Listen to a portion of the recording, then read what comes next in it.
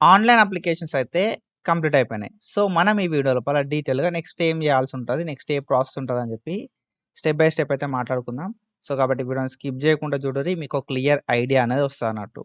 Telangana Kaloji Narayanarao university of health sciences MBBS and బీడీఎస్‌కి సంబంధించి online లోపల అప్లికేషన్స్ అయితే కంప్లీట్ అయిపోయినాయి.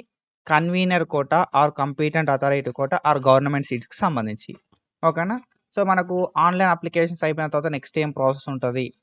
సో, వెబ్ ఆప్షన్స్ ఎప్పుడు స్టార్ట్ అయితాయి అని చెప్పి మనం అయితే from online application to seat allotment ఏమేం ప్రాసెసెస్ ఇన్వాల్వ్ అయితాయి అని చెప్పి మనమైతే మాట్లాడుకుందాం.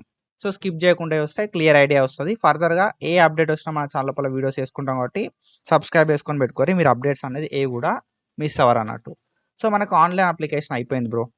ఓకేనా? సో, ఇప్పుడు వీళ్ళేం చేస్తారు కదా అంటే మనం ఆన్‌లైన్ లోపల రిజిస్ట్రేషన్ చేసుకునేటప్పుడే డాక్యుమెంట్స్‌ని అప్‌లోడ్ చేసినాం. ఈ డాక్యుమెంట్స్‌ని వీళ్ళు ఏం చేస్తారు కదా అంటే వెరిఫై చేస్తారు ఆన్‌లైన్ లోపలనే. ఓకేనా? సో, వెరిఫై చేసి ఏం చేస్తారు కదా అంటే మనకు మెరిట్ లిస్ట్‌లు అయితే రిలీజ్ చేస్తారన్నట్టు. సో, ఎంతమందైతే ఆన్‌లైన్ అప్లికేషన్ చేసుకున్నారో అంతమంది డాక్యుమెంట్స్‌ని వెరిఫై చేస్తారు. వెరిఫై చేసి మెరిట్ లిస్ట్‌లు అయితే ప్రిపేర్ చేస్తారన్నట్టు. సో, నెక్స్ట్ స్టెప్ ఏంది కదా అంటే మెరిట్ లిస్టే. సో, దానికంటే ముందు ఈ డాక్యుమెంట్ వెరిఫికేషన్ అనేది సో, నార్మల్‌గా ఎవరైతే స్టూడెంట్స్ ఉంటారో వాళ్ళందరికి కూడా ఆన్‌లైన్ లోపలనే అయిపోతది. కానీ ఎవరైతే కొంచెం స్పెషల్ కేటగరీస్ ఉంటాయి గదా! లైక్ సీఏపీ గావచ్చు, ఓకేనా? లేకపోతే మనకి పీడబ్ల్యూడీ గావచ్చు.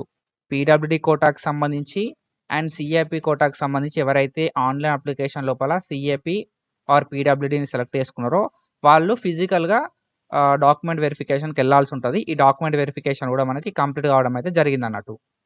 13థ్ ఆగస్ట్ రోజు, 14థ్ ఆగస్ట్ రోజు మనకేదైతే సీఏపీకి సంబంధించి అండ్ దాంతో పాటుగా పీడబ్ల్యూడీ పర్సన్ విత్ డిజబిలిటీకి సంబంధించిన సర్టిఫికేట్ వెరిఫికేషన్ అయితే కంప్లీట్ అయిపోయింది.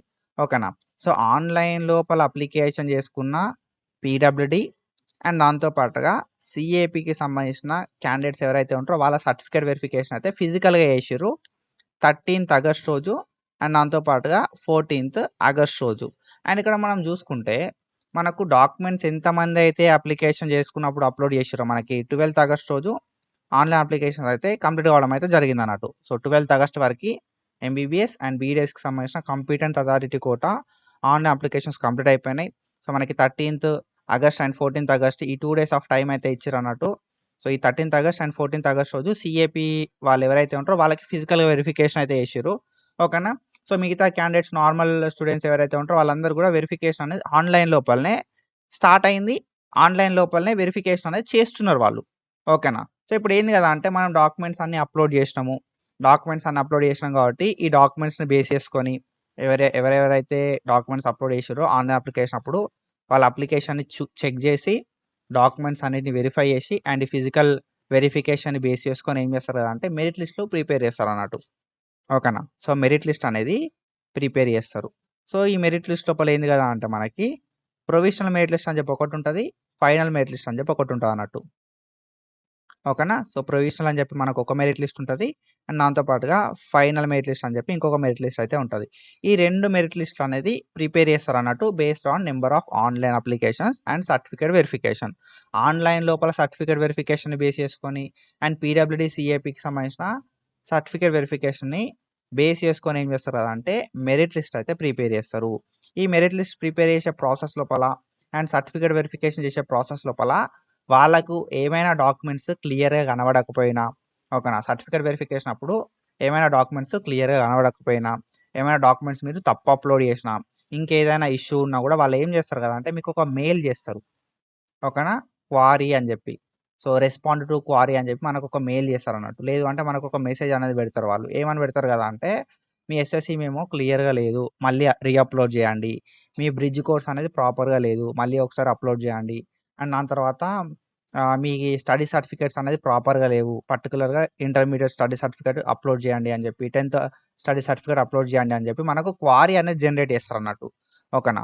సో, ఒక క్వారీ అనేది జనరేట్ అయితదన్నట్టు. సో, క్వారీ అంటే ఏందంటే వాళ్ళ డౌట్‌కి క్లారిఫికేషన్. వాళ్ళు మీ డాక్యుమెంట్స్ ఏందంటే అక్కడ స్టాఫ్ ఉంటారు వాళ్ళు వెరిఫై చేయడానికి. ఒక స్టాఫ్‌కి చాలా మంది స్టూడెంట్స్ వెరిఫికేషన్‌కి ఉంటారన్నట్టు. ఓకేనా? సో, ఒక స్టాఫ్ ఎవరైతే ఉంటారో వాళ్ళు వెరిఫికేషన్ లోపల చాలా మంది స్టూడెంట్స్‌కి సర్టిఫికేట్స్ వెరిఫై చేస్తారు. సో, అట్లాంటి సిట్యుయేషన్ లోపల ఏంది కదా అంటే పర్టిక్యులర్‌గా మీ డాక్యుమెంట్ వెరిఫికేషన్ లోపల వాళ్ళకి ఎస్ఎస్‌సి మెమో క్లియర్‌గా కనబడకపోయినా, స్టడీ సర్టిఫికేట్‌లు క్లియర్‌గా కనబడకపోయినా, ఓకేనా. సో, క్యాస్ట్ ప్రాపర్‌గా కనబడకపోయినా వాళ్ళేమంటారు కదా అంటే, సో, పలానా సర్టిఫికేట్ ప్రాపర్‌గా కనిపిస్తలేదు. దాన్నొకసారి రీఅప్‌లోడ్ చేయండి అని చెప్పి అంటారన్నట్టు. ఓకేనా. సో, అట్లాంటి సిట్యుయేషన్ లోపల వాళ్ళు ఏం చేస్తారు అంటే ఒక ఐడీని జనరేట్ చేస్తారు. సో, ఐడీ ఏంది కదా అంటే ఈ ఐడీని యూజ్ చేసుకొని మనం మళ్ళీ ఆ డాక్యుమెంట్‌ని మళ్ళీ అప్‌లోడ్ చేయొచ్చన్నట్టు. వాళ్ళ ఎస్ఎస్‌సి మెమో తప్పుందంటే ఎస్ఎస్‌సి మెమోని మళ్ళీ అప్‌లోడ్ చేయొచ్చు. ఇంటర్ మెమో తప్పుందంటే ఇంటర్ మెమోని మళ్ళీ అప్‌లోడ్ చేయొచ్చు. క్యాస్ట్ తప్పుందంటే క్యాస్ట్‌ని మళ్ళీ అప్‌లోడ్ చేయొచ్చు. స్టడీ తప్పుందంటే స్టడీని మళ్ళీ అప్‌లోడ్ చేయొచ్చు. ఏ డాక్యుమెంట్ అయినా కూడా మళ్ళీ మనం అప్‌లోడ్ చేయడానికి ఛాన్స్ అయితే ఉంటది బై దిస్ క్వారీ. క్వారీ వస్తే టెన్షన్ కాకుర్రి. Query it doesn't matter. Query వస్తేనే మంచిది. ఓకేనా. సో, క్వారీ వస్తేనే మంచిదన్నట్టు. క్వారీ రాకపోతే మంచిది కాదు. క్వారీ వస్తేనే మంచిది. ఓకేనా. సో, క్వారీ వస్తే ఏందంటే మిస్టేక్ ఉన్నది. దాన్ని రెక్టిఫై చేసుకో అని చెప్పి చెప్తున్నట్టుగా. ఈ క్వారీ అనేది ఈ ఆన్‌లైన్ అప్లికేషన్ ప్రాసెస్ స్టార్ట్ అయితది గదా! ఓకేనా. So, online application process end అయినప్పటి నుండి మెయిన్‌గా ఓకేనా. సో, మనకు ఆన్‌లైన్ అప్లికేషన్ స్టార్ట్ అయిన 3 డేస్ నుండే క్వారీస్ వస్తా ఉంటాయన్నట్టు. సో, ఆ విషయాన్ని మనం పక్కకు పెడితే ఆన్‌లైన్ అప్లికేషన్ అనేది ఎండ్ అయిందనుకుందాం. ఆన్‌లైన్ అప్లికేషన్ ఎండ్ అయిన తర్వాత మనకి ప్రొవిషనల్ మెరిట్ లిస్ట్ అనేది రిలీజ్ అయ్యేంత వరకు ఈ క్వారీస్ అనేది వస్తా ఉంటాయి. కాబట్టి మీ ఈమెయిల్ ఐడీని చెక్ చేసుకుంటా ఉండుర్రి రెగ్యులర్‌గా. అండ్ దాంతో పాటుగా మొబైల్ నంబర్‌ని చెక్ చేసుకుంటా ఉండుర్రి. ఓకేనా. సో, ఒకసారి ప్రొవిషనల్ మెరిట్ లిస్ట్‌లో మన పేరొచ్చిందంటే మనకి ఏ ప్రాబ్లమ్ రాదు. కానీ ఏందంటే ప్రొవిషనల్ మెరిట్ లిస్ట్ లోపల పేరు రాకపోతేనే ప్రాబ్లమ్ అనేది ఉంటదన్నట్టు. సో, అయినా ఏం టెన్షన్ అనేది ఉండది. ప్రొవిషనల్ మెరిట్ లిస్ట్ లోపల పేరు రాకపోయినా గూడా మనం ఫైనల్ మెరిట్ లిస్ట్ లోపల పేరైతే రావడానికి ఛాన్స్ అయితే ఉంటది. మనం ఫైనల్ మెరిట్ లిస్ట్ లోపల పేరు రావడానికి ఏదైనా చేయొచ్చు. ఓకేనా.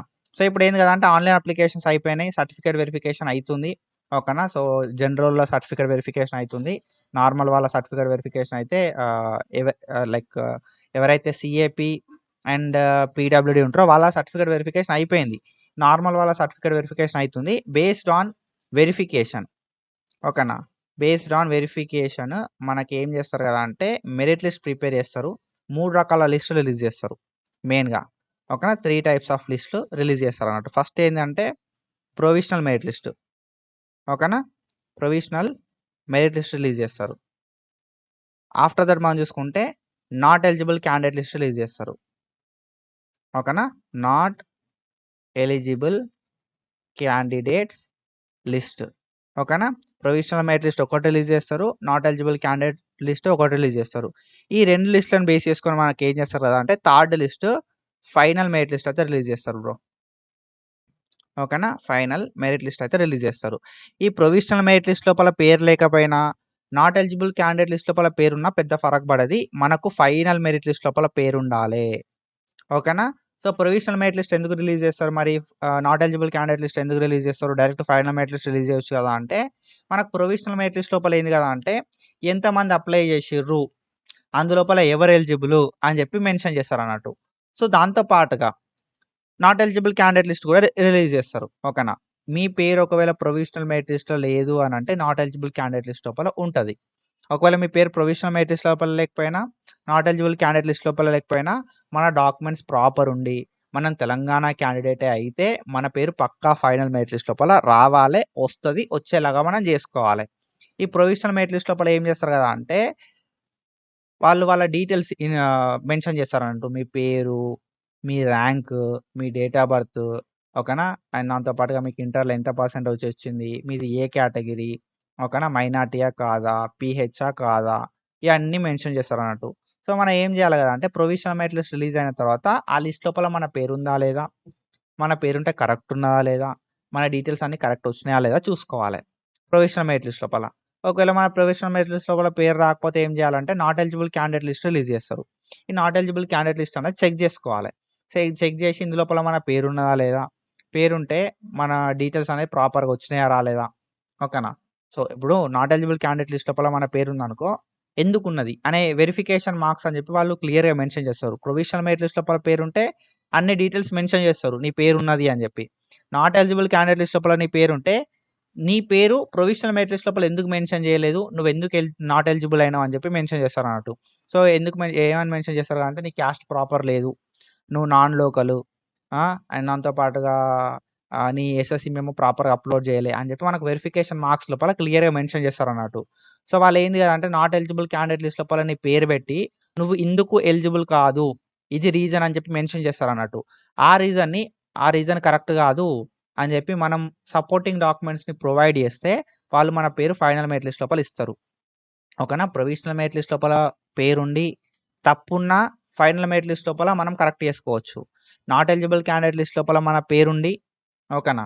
సో, మన నాట్ ఎలిజిబుల్ క్యాండిడేట్ లిస్ట్ లోపల మన పేరుండి ఇది రీజన్ అని చెప్పి మెన్షన్ చేసిన ఫైనల్ మెరిట్ లిస్ట్ లోపల మన పేరు రావడానికి ఛాన్స్ అయితే ఉంటది. So, what we all have to do is mail చేయాలి వాళ్ళకి. ఓకేనా. ప్రొవిజనల్ మెరిట్ లిస్ట్ లోపల పేరు తప్పున్నా, నాట్ ఎలిజిబుల్ క్యాండిడేట్ లిస్ట్ లోపల మన పేరున్నా కూడా మనం ఏం చేయాలి కదంటే వాళ్ళకి మెయిల్ చేయాలి. ఏమని మెయిల్ చేయాలి మరి అనంటే నా పేరు గిట్లా ఉన్నది, తప్పున్నది. లేదంటే నా పేరు నాట్ ఎలిజిబుల్ క్యాండిడేట్ లిస్ట్ లోపల ఉన్నది. ఇవి నా సపోర్టింగ్ డాక్యుమెంట్స్ అని చెప్పి వాళ్ళు స్పెసిఫిక్‌గా ఒక 2 డేస్ ఆఫ్ టైమ్ ఇస్తారు. ఆ 2 డేస్ ఆఫ్ టైమ్ లోపల మనం ఏం చేయాలి కదా అంటే వాళ్ళకి మెయిల్ పెట్టాలి. ఓకేనా. సో, మెయిల్ పెట్టిన తర్వాత ఫైనల్ మెరిట్ లిస్ట్ లోపల మన పేరు అనేది వస్తదన్నట్టు. ఓకేనా. సో, ఫైనల్ మెరిట్ లిస్ట్ వచ్చిన వెంటనే వితిన్ 24 అవర్స్ మనకి అంటే ఫైనల్ మెరిట్ లిస్ట్ వచ్చిన వెంటనే కౌన్సెలింగ్ షెడ్యూల్ కూడా రిలీజ్ అవ్వడానికి ఛాన్స్ అయితే ఉంటది. వెబ్ ఆప్షన్స్ పెట్టుకోవడానికి. ఓకేనా. ఫైనల్ మెరిట్ లిస్ట్ అండ్ దాంతో పాటుగా మనకు ఫేజ్ 1కి సంబంధించిన వెబ్ ఆప్షన్ నోటిఫికేషన్ అనేది ఒకటేసారి రిలీజ్ అయ్యే ఛాన్స్ ఉంటది. ఒకవేళ ఫైనల్ మెరిట్ లిస్ట్ తర్వాత వెబ్ ఆప్షన్ నోటిఫికేషన్ రిలీజ్ కాకపోతే వితిన్ 24 అవర్స్ లోపల వెబ్ ఆప్షన్ నోటిఫికేషన్ అయితే రిలీజ్ అయితదన్నట్టు. ఓకేనా. సో, ఇప్పుడేంది కదా అంటే మనకి ప్రొవిజనల్ మెరిట్ లిస్ట్ రిలీజ్ కావడానికి ఒక 1 వీక్ ఆఫ్ టైమ్ పడతది bro. Provisional merit list release కావడానికి. ఎంత కాదనుకున్నా 25థ్ ఆగస్ట్ లోపు. ఓకేనా. వితిన్ 25థ్ ఆగస్ట్ మనకి ఈ ప్రొవిజనల్ మెరిట్ లిస్ట్ రిలీజ్ అయితది. ఆఫ్టర్ దట్ 2 రోజుల టైమ్ ఇస్తారు. ఓకేనా. 2 డేస్ ఆఫ్ టైమ్ ఇస్తారు. 2 డేస్ ఆఫ్ టైమ్ ఇచ్చిన తర్వాత మనకు ఫైనల్ మెరిట్ లిస్ట్ రిలీజ్ చేస్తారన్నట్టు. సో, ఈ ఫైనల్ మెరిట్ లిస్ట్ లోపల ఏంది కదా అంటే మనకి 1 వీక్ వరకు సేమ్ ఫైనల్ మెరిట్ లిస్ట్ కూడా రిలీజ్ అయిపోతదన్నట్టు. ఫైనల్ మెరిట్ లిస్ట్ అండ్ దాంతో పాటుగా మనకి ఫేజ్ 1కి సంబంధించిన వెబ్ ఆప్షన్స్ నోటిఫికేషన్. సో, ఇదేంది అంటే ఆగస్ట్ లాస్ట్ వీక్ వరకు ఓకేనా. ఆగస్ట్ ఎండ్ అయ్యే వరకు మనకు ఈ ఫైనల్ మెరిట్ లిస్ట్‌తో పాటు వెబ్ ఆప్షన్ నోటిఫికేషన్ కూడా రిలీజ్ కావడం అయితే జరుగుతాదన్నట్టు. ఓకేనా. సో, మనం వెబ్ ఆప్షన్ నోటిఫికేషన్ రిలీజ్ అయిన తర్వాత వెబ్ ఆప్షన్‌లు పెట్టుకోవాల్సి ఉంటది. సో, మనకు ఫేజ్ 1 ఉంటది. ఫేజ్ 2 ఉంటది. అండ్ దాని తర్వాత మాపప్ ఫేజ్ ఉంటది. స్ట్రే ఫేజ్ ఉంటదన్నట్టు. ఓకేనా. Mop up, stray. సో, మోస్ట్‌లీ ఏందంటే ఫేజ్ 1, ఫేజ్ 2లో సీట్లు ఫిల్ అయితాయి. సో, ఫేజ్ 1, ఫేజ్ 2లో ఫిల్ కాకపోతే మాపప్ ఫేజ్ లోపల ఫిల్ అయిపోతాయి. అప్పుడు కూడా ఫిల్ కాకపోతే స్ట్రే ఫేజ్ లోపల మోస్ట్‌లీ సీట్స్ అన్ని కూడా ఫిల్ కావడం అయితే జరుగుతాయన్నట్టు. ఓకేనా. సో, ఇప్పుడేందంటే మాపప్ ఫేజ్ మన ఫేజ్ 1 లోపల వెబ్ ఆప్షన్‌లు పెట్టుకుంటాం. ఓకేనా. సో, ఫేజ్ 1లో సీట్ వస్తే ఓకే.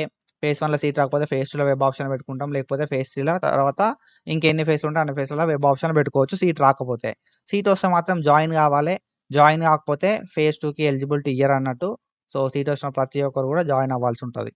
ఆఫ్టర్ దట్ మనం చూసుకుంటే మనకి మాపప్ ఫేజ్ ఉంటదన్నట్టు. ఓకేనా. సో, ఫేజ్ 1లో సీట్ వస్తే జాయిన్ కావాలి. తర్వాత మనం ఫేజ్ 2లో ట్రై చేయాలి. ఫేజ్ 2లో సీట్ వస్తే ఫేజ్ 1 సీట్ క్యాన్సిల్ అయిపోతది. ఓకేనా. ఫేజ్ 1ల సీట్ అనేది ఫేజ్ 2లో సీట్ అలాట్‌మెంట్ అయితే క్యాన్సిల్ అయిపోతది. ఫేజ్ 2లో సీట్ రాకపోతే ఫేజ్ 1లో సీట్ అట్లనే ఉంటది. సో, మనం ట్రై చేయాల్సి ఉంటదన్నట్టు. మనకు ఎట్లుంటది కదా అంటే ఫేజ్ 1, ఫేజ్ 2, ఫేజ్ 3 ఓకేనా. Phase 1, phase 2 mop up phase, stray phase. ఎన్ని ఫేజ్‌లు ఉంటే అన్ని ఫేజ్‌లలో ట్రై చేయాలి. ట్రై చేస్తూనే ఉండాలి లాస్ట్ ఫేజ్ వరకి. ఓకేనా. ఒకవేళ సీట్ రాదేమో అనే థాట్ లోపల ఉంటే మాత్రం నా సైడ్‌కెళ్ళి నేనిచ్చే అడ్వైస్ ఏంటంటే మేనేజ్‌మెంట్‌కి ట్రై చేయండి. లేదు అనంటే ఆల్టర్‌నేటివ్ ఏదైనా పెట్టుకోండి. ఓకేనా. సో, ఇది మన కౌన్సెలింగ్ ప్రాసెస్. ఫర్దర్‌గా ఏ అప్డేట్ వచ్చినా మన ఛానల్ లోపల వీడియోస్ చేసుకుంటాం. అండ్ నెక్స్ట్ వీడియోస్ లోపల ప్రొవిజనల్ మెరిట్ లిస్ట్ ఎట్లా ఉంటది? ఫైనల్ మెరిట్ లిస్ట్ ఎట్లా ఉంటది? నాట్ ఎలిజిబుల్ క్యాండిడేట్ లిస్ట్ ఎట్లా ఉంటదని చెప్పి చూపెడతా నేను. అండ్ వెబ్ ఆప్షన్స్ ఎట్లా పెట్టాలని చెప్పి కూడా ఫర్దర్ వీడియోస్ లోపల మాట్లాడుకుంటాం కాబట్టి డెఫినిట్‌గా సబ్స్క్రైబ్ చేసుకొని పెట్టుకోరి. అండ్ మీ ఫ్రెండ్స్‌కి కూడా ఈ వీడియోని షేర్ చేయండి. So, do follow us for more content. Thank you so much. Signing of.